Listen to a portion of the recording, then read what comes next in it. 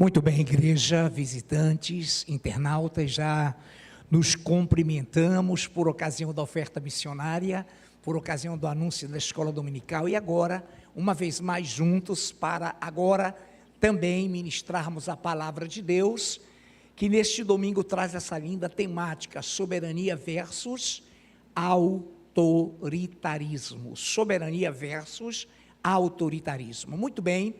Então eu passo a ensejar, a colocar para a igreja uma palavra e vou lê-la para que todos nós comecemos a imaginar, a trabalhar em cima desse tema soberania versus autoritarismo. Colossenses 1, de 16 ao 17. Pois nele foram criadas todas as coisas, nos céus e sobre a terra, as visíveis, as invisíveis, sejam tronos, sejam soberanias, quer principados, quer potestades. Tudo foi criado por meio dele e para ele. Ele é antes de todas as coisas, nele tudo subsiste. Pai Santo, Deus vivo, glorificado e exaltado seja o nome do Senhor, presente entre nós a partir de 2 ou 3 pessoas reunidas, além de habitares 24 horas no coração daqueles que te confessam, que te amam. Tu estás aqui reunido num culto glorioso já direcionado.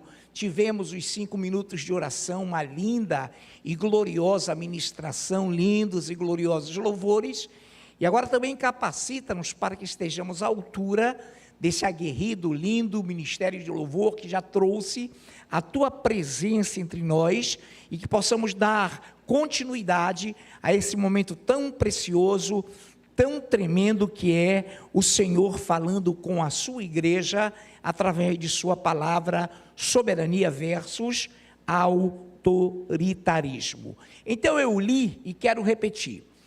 Pois nele foram criadas todas as coisas, nos céus e sobre a terra, as visíveis, as invisíveis, sejam tronos, sejam soberanias, quer principados, quer potestades. Tudo foi criado por meio dele e para ele. Ele é antes de tudo e nele tudo subsiste. Ele é antes de todas as coisas e nele tudo subsiste. Muito bem.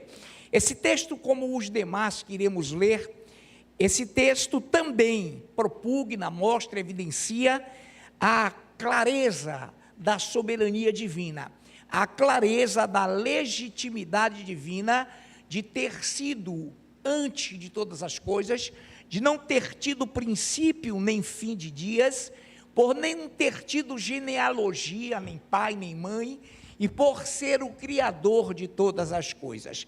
Ele nos criou nele antes da fundação do mundo, para que andássemos em boas obras. Isso já é de conhecimento da igreja. E aqui ele fala de uma forma gloriosa da sua soberania, da sua legitimidade, do seu criacionismo glorioso, pois nele foram criadas todas as coisas, nos céus e sobre a terra, as visíveis e invisíveis, sejam tronos, sejam soberanias, quer principados, quer potestades, tudo foi criado por meio dele e para ele. Ele é antes de todas as coisas, nele tudo subsiste, nele tudo tem o seu sustento, nele tudo tem o seu amparo.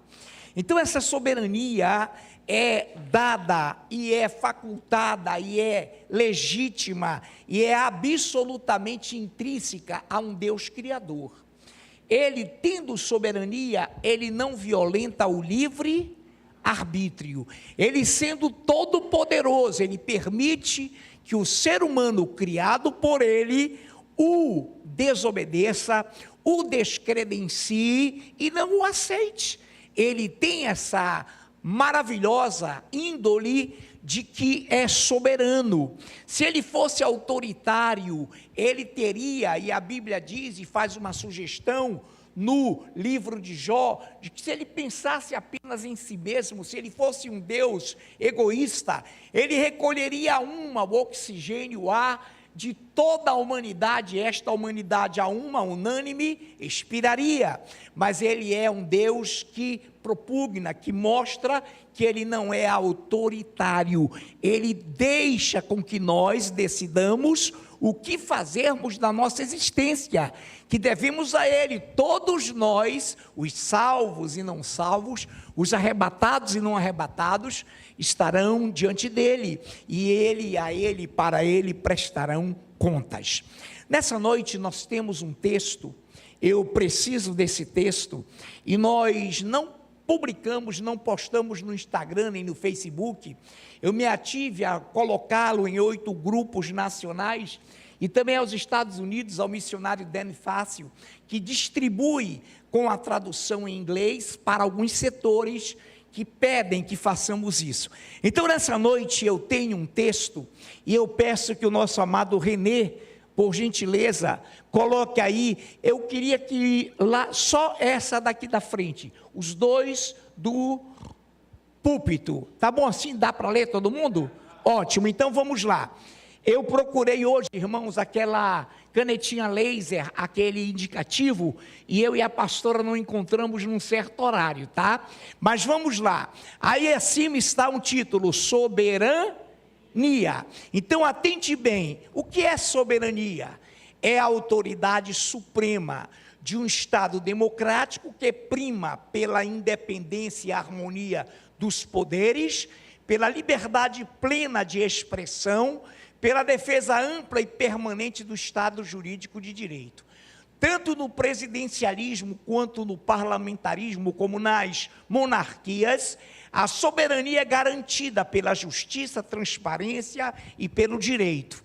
Soberania, aliás, na exceção à regra, o que não é soberania? Na exceção à regra, as ditaduras, o autoritarismo monocrático, quando só uma pessoa manda. Eu vou repetir, na exceção à regra do que está lá em cima, as ditaduras, o autoritarismo monocrático e similares e símiles e iguais, não possuem soberania, mas se impõem pela força de ações isoladas e divorciadas da retidão, da equidade e da isenção, sobre a alusão de um processo político ilegítimo em torno de um objetivo globalista que propõe um reset global e que só será abatido definitivamente pela soberania divina. Tive que colocar a minha identidade, a minha identificação para que esse texto não... Obrigado, meu querido, você é uma bênção. Para que esse texto não fosse, de repente, apropriado por outros ou outro. Então nessa noite, só aqui no finalzinho, para não dispensar essa maravilhosa caneta laser, que às vezes não acende, mas é uma bênção, é sempre assim, parece que estranha a minha mão. Aqui no final, sobre a alusão, sobre a menção de um processo político ilegítimo em torno de um objetivo globalista que propõe um reset global e que só será abatido, derrotado definitivamente pela soberania divina. Muito bem, amados, prestem bem atenção. Não se preocupem, ao mesmo tempo, fiquemos, obviamente, preocupados. Por quê? Porque é claro que há um reset global marcado a princípio pela Agenda 2030 da ONU. E alguns propugnam que deve mudar para 2031, 32, 33, e várias datas são postas. Que reset seria esse? Quando de repente o globalismo tomasse as rédeas do mundo e tirasse o dinheiro de circulação. Ao tirar o dinheiro de circulação na mente deles, na teoria deles, o mundo deixaria de ser capitalista, o capital seria extinto. O mundo deixaria de ser capitalista, capitalismo, acúmulo de capital. E o mundo então funcionaria como uma marca. Isso está em Apocalipse. Apocalipse predisse, preveniu, pré-vaticinou isso. Então os homens teriam a marca, uma certa marca sobre o dorso da mão direita, ou sobre a fonte, sobre a testa, e ninguém poderia comprar e vender sem que tivesse a marca da besta. A besta é um governo. Então, dentro dessa visão, e eu brinco de novo hoje, num certo congresso, falamos lá no Teatro Manauara, e um dia no supermercado, um amado, o senhor já me, pastor, quando é que vai ter? Eu digo, está tendo aí pelo YouTube.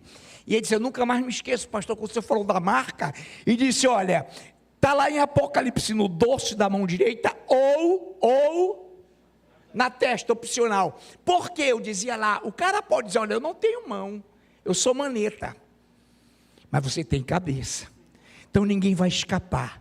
Alguém já viu alguém andando sem cabeça por aí? Não pode estar vivo, não é? Corra, porque não existe. Não corra, porque você tem Senhor e o Senhor Jesus Cristo. Então eles querem dar esse reset global. Qual é o reset global? Tem uma lista de 35 proposições, onde eles propugnam pela extinção da pobreza. Portanto, irmão, o programa é lindo, entre aspas. Lindo e impraticável, mas seria um reset. Adeus capitalismo, surge a marca pela qual todos comprarão e venderão e serão iguais perante o governo, perante a besta. Quando isso ocorrer, a Bíblia é categórica, a igreja real, verdadeira do Senhor não estará mais sobre a face da terra. Muito obrigado, Renê, você pode tirar com certeza o texto, pode, muito obrigado meu amado pelo trabalho, pode ligar meu amado Levi, pode ligar aqui exatamente, fiquem à vontade. Então amados, nós lemos porque nele foram criadas todas as coisas. O Senhor que tem a legitimidade, é essa soberania que vai destruir a falsa soberania. E eles falam de soberania e democracia de forma ilusória, como diz Daniel, quando ele fala que eles tomarão poder com intrigas, com falsas intrigas. Claro, intriga já é uma alusão à falsidade, mas seriam falsas narrativas. Então nós queremos dizer à igreja que somente Deus abaterá esse poder. Somente Deus tomará conta dessa situação. Ele vai usar quem Ele quiser. No passado usou Ciro da Pérsia, um estrangeiro, que a Bíblia diz que não conhecia a salvação, mas que obedeceu a Deus. Ele usa quem Ele quer, e quem Ele quiser, e Ele está fazendo isso agora, aos olhos de toda a humanidade. Muito bem, então nessa noite, entendamos claramente, soberania envolve legitimidade. Para ter e para haver soberania, tem que haver legitimidade, respeito, equidade, retidão, respeito às normas instituídas e para a constituição de cada país. Você viu aí que eu falei, presidencialismo existe até hoje, parlamentarismo, onde o primeiro-ministro é quem dita as normas entre os poderes constituídos, e monarquias ainda existem hoje, agora, nesse momento também existem. Porém, uma coisa foge à regra, tanto o parlamentarismo, o presidencialismo, quanto as monarquias, possuem soberania para isentar o povo de opressão, de falta de liberdade. Quando não existe essa regra democrática, de retidão, de equidade, de isenção, de transparência, de justiça, de direito, não existe Estado. Existe o que? Ditaduras, que se impõem pelo poder da força e não da lei, e não do Estado jurídico de direito. Muito bem. Então queremos ler também com a igreja e para a igreja, algo que está também em Efésios capítulo 1, versículos de 11 a 12. É um fragmento, porque o texto é muito longo. Efésios 1, de 11 a 12. Nele digo, no qual fomos também feitos herança, predestinados segundo o propósito daquele que fez todas as coisas, conforme o conselho da sua vontade, a fim de termos para o louvor, de sermos para o louvor da sua glória, a sua glória, nós, os que de antemão esperamos em Cristo, louvado seja o seu nome. Aqui em Provérbios, para que você tenha ideia, capítulo 16, verso 3, há algo tremendo que você pode se apropriar, para até mostrar aos seus amigos, amigas, companheiros, que diz assim, Provérbios 16, 33, a sorte se lança no regaço, mas do Senhor procede toda a decisão. Então, irmão, não existe sorte. Sorte é uma colocação, é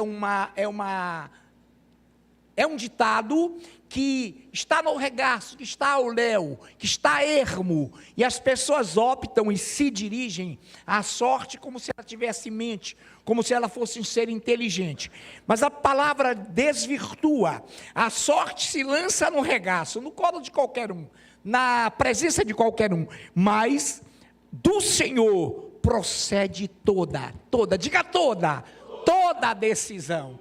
Então toda a decisão procede de Deus, amém, amados? É Ele quem dá a última palavra, é Ele quem vai dar o último momento, é Ele quem vai dar a última sinalização, é Ele quem vai decidir toda a parada, e já o está fazendo, em nome de Jesus.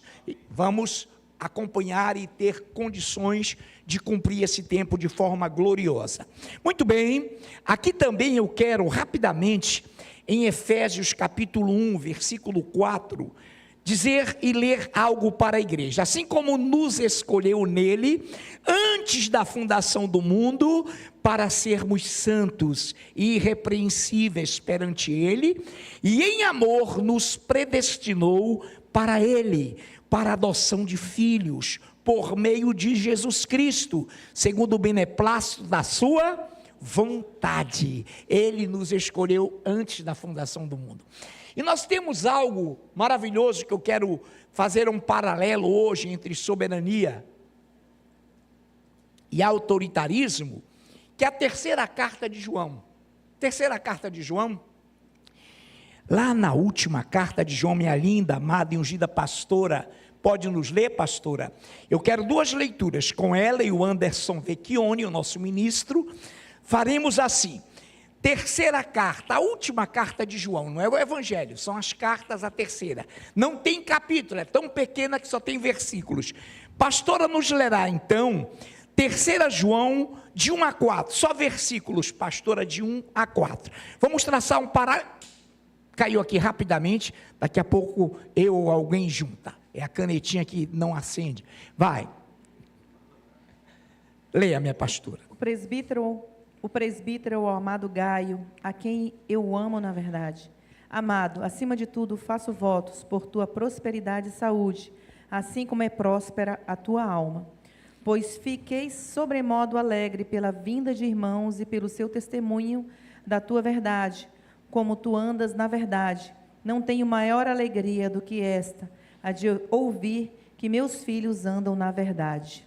Muito obrigado, minha linda pastora. O Anderson vai já ler. O Anderson lerá para nós 3 João 9 e 10, 9 a 10, 2 versículos também. Antes do Anderson pegar a palavra, eu repito a leitura linda da pastora. O presbítero amado, o presbítero ao amado Gaio, o presbítero, quem é o presbítero? O presidente, aquele que estava na direção, o apóstolo João. Ele diz, o presbítero, eu João, ao amado Gaio, era um outro presbítero que dirigia a igreja, lá em Éfeso, a quem eu amo na verdade. Amado, ele fala de João e de Gaio, perdão, João, apóstolo, presbítero, fala de Gaio, ao amado Gaio, a quem eu amo na verdade. Amado, acima de tudo, faço votos por sua ou por tua prosperidade, assim também como é próspera a tua alma. Pois fiquei sobremodo alegre pela vinda de irmãos e pelo seu testemunho da tua verdade, Como andas na verdade, não tenho maior alegria do que esta, a de ouvir que meus filhos andam na verdade. Os filhos que eu gerei, os presbíteros que eu gerei, os líderes que eu gerei do meu ventre sacerdotal, é o presbítero João escrevendo ao presbítero Gaio, não tenho maior alegria do que esta de sentir que tu andas na verdade. Agora vamos a um exemplo contrário. Irmão, nosso amado ministro Anderson Vecchione, 3 de João 9-10.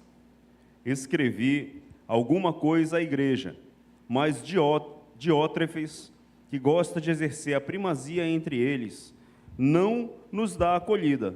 Por isso, se eu for aí, far-lhe-ei lembradas as obras que ele pratica, proferindo contra nós palavras maliciosas. E não satisfeito com estas coisas, nem ele mesmo acolhe os irmãos, como impede os que querem recebê-los e os expulsa da igreja. Muito bem. Temos aí um paralelo de soberania, de legitimidade, de amor. Gaio representa o amor.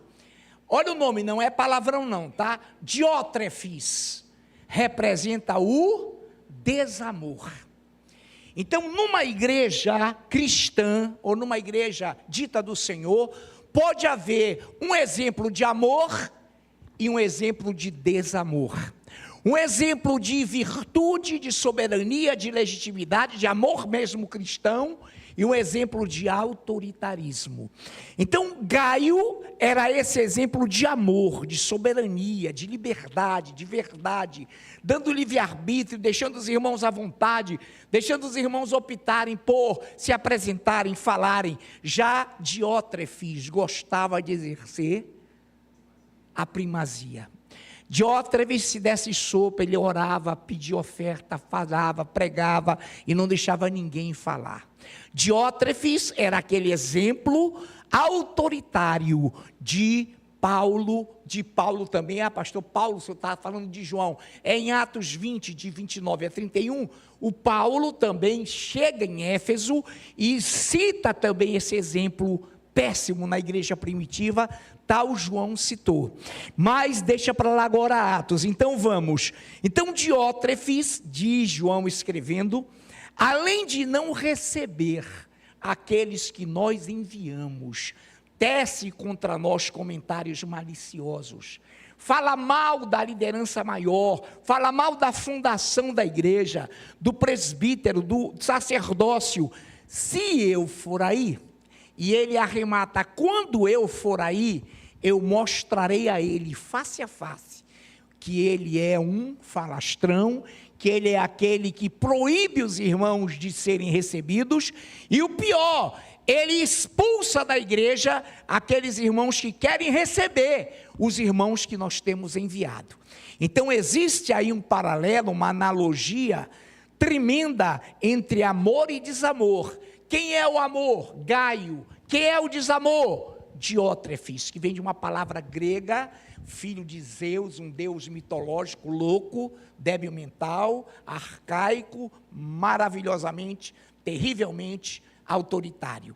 Então Diótrefes era o exemplo de autoritarismo e o Gaio de amor. Então nós temos aqui essa tremenda visão que está na 3ª carta de João. Muito bem, em Jó 42:2, mais uma citação gloriosa.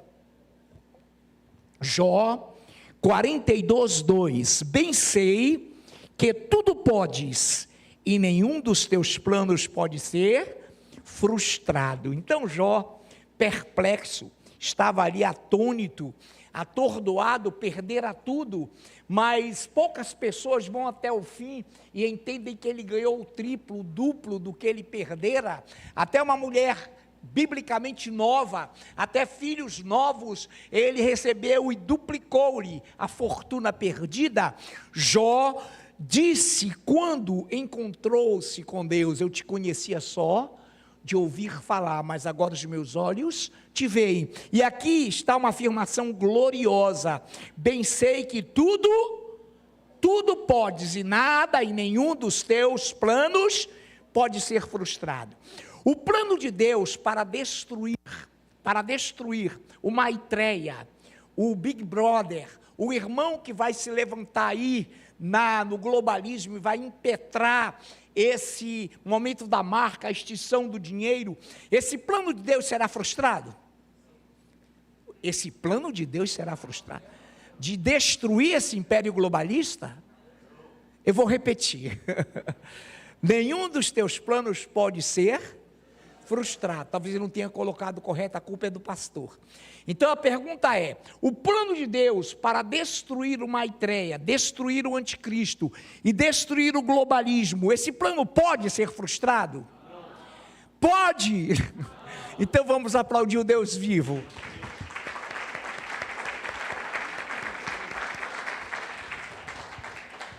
Esse pastor é invocado, né, meu irmão? Às vezes ele fala meio de trivela, né? Muito bem.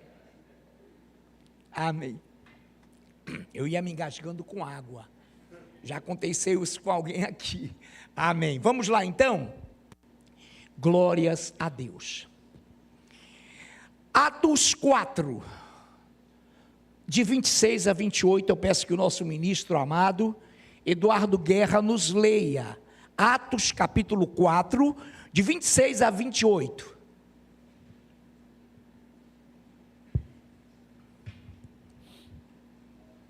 Amém. Levantaram-se os reis da terra e as autoridades ajuntaram-se uma contra o Senhor e contra o seu ungido, porque verdadeiramente se ajuntaram nesta cidade contra o teu servo Jesus, ao qual ungistes Herodes e Pôncio Pilatos com gentios e gente de Israel, para fazerem tudo o que a tua mão e o teu propósito pré-determinaram. Aleluia, muito obrigado, meu amado. Atos 4, já muito bem lido pelo nosso ministro Eduardo Guerra. Atos 4, de 26 ao 28. Levantaram-se os reis da terra, e as autoridades ajuntaram-se a unanimemente, contra o Senhor e contra o seu ungido, está lá em Salmos 2. Porque verdadeiramente ajuntaram nesta cidade contra o teu santo servo Jesus, ao qual ungiste Herodes e Pôncio Pilatos com gentios e gente de Israel, para fazerem tudo o que a tua mão e o teu propósito predeterminaram. Tudo é ação de Deus, tudo que acontece é mão de Deus, tudo que houve através de Pôncio Pilatos e Herodes foi permissão de Deus. Quando a Bíblia diz que ele cria o bem e cria o mal, não é que ele cria com o intuito o mal, de o mal prevalecer, é que ele permite, a sua vontade permissiva, que o mal opere. Não é que o mal opere. Então nesta noite nós temos essa visão de que o Senhor faz tudo ao seu modo, ele é magnífico, ele é tremendo. Em Isaías 45, ainda temos tempo, em Isaías 45, de 7 ao 8, temos mais passagens daqui, mas teremos tempo suficiente posteriormente. Isaías 45, 7 a 8. Eu formo a luz e crio as trevas, faço a paz e crio o mal. Eu, o Senhor, faço todas estas coisas. Destilai, ó céus, destas alturas, e a terra, e produza a salvação, e juntamente com ela brote a justiça. Eu, o Senhor, as criei. O Senhor é maravilhoso, o Senhor é Deus forte, é magnífico, é soberano, é legítimo, é assaz benigno. O Senhor, irmãos, ele não tem, jamais teve a intenção de violentar o livre-arbítrio. Ele dá liberdade de expressão, ele não pune ninguém, porque ele é soberanamente Deus.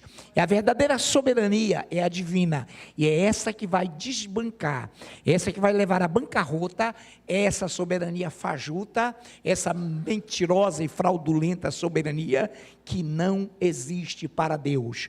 mas só Ele fará justiça com as suas próprias mãos. Lamentações, capítulo 3, Lamentações de Jeremias, capítulo 3, versículos de 37 ao 38. Lamentações capítulo 3, versículos de 37 a 38. Eu peço ao nosso amado presbítero Luciano Gonçalves que nos leia Lamentações 3, de 37 ao 38. Vamos ouvir com atenção, amados do Senhor. Quem é aquele que diz, e assim acontece, quando o Senhor não mande? Acaso não procede do Altíssimo tanto o mal como o bem? Oh, glórias a Deus! Quem é aquele que diz, e assim acontece, quando o Senhor o não tem, não te mandei, perdão, é que eu escrevo e às vezes eu próprio não consigo ler. Quando o Senhor não mande, acaso não procede do Altíssimo tanto mal como bem? Nesse contexto que nós falamos, igreja, o Senhor, dele procede tanto mal quanto bem. Na vontade permissiva, ele permite que o mal ocorra. Alguém diria, pastor, e o nosso país? Ele permite que isso ocorra, para que nós amadureçamos e entendamos que só Ele é Deus. Para que você aprenda a não confiar em homens e a confiar no Senhor.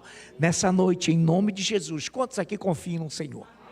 Quantos aqui podem falar em alto e bom som 3 vezes, só o Senhor é Deus? Quantos podem?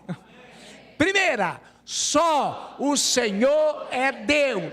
Segunda, só o Senhor é Deus. Terceira, para arrebentar o inferno, só o Senhor é Deus. Aplaudamos o Rei. Ministério de louvor, suba. Vamos adorá-lo com esse lindo e glorioso ministério de louvor.